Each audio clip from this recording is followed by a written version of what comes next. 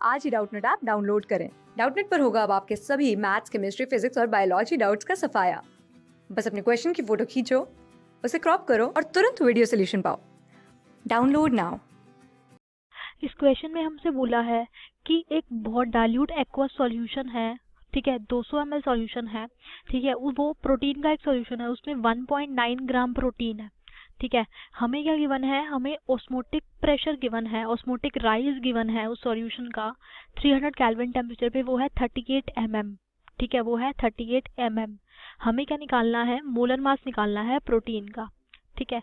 ये जो क्वेश्चन है ये कॉलिगेटिव प्रॉपर्टी का ऑस्मोटिक प्रेशर पे बेस्ड है, ठीक है। ऑस्मोटिक प्रेशर जो हमारा होता है, ऑस्मोटिक प्रेशर होता है पाई, पाई जो किसके इक्वल होता है, वो होता है I into C into R into T.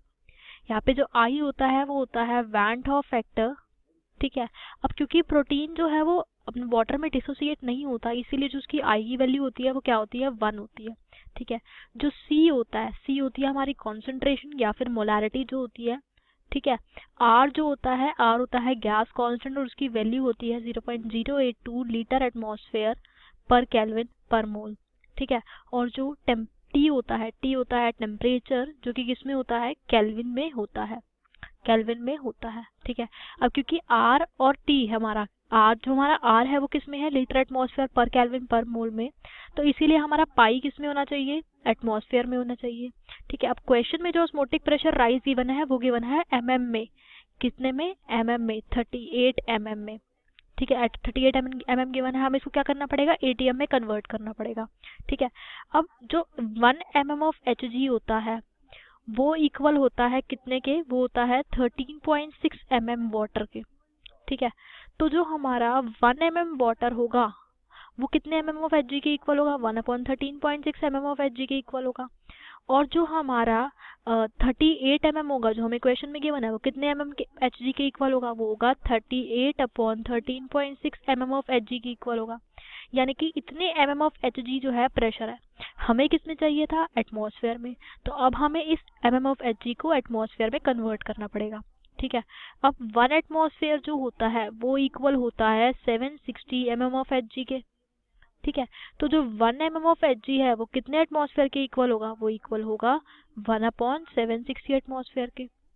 अब कितने mm ऑफ Hg है, वो है 38/13.6 mm ऑफ Hg।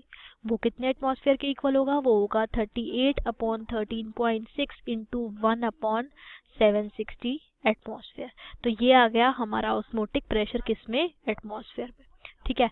अब हमारे पास क्वेश्चन में और क्या गिवन है, हमारे पास गिवन है कि हम 1.9 ग्राम प्रोटीन डिसॉल्व कर रहे हैं किसमें, 200 ml में।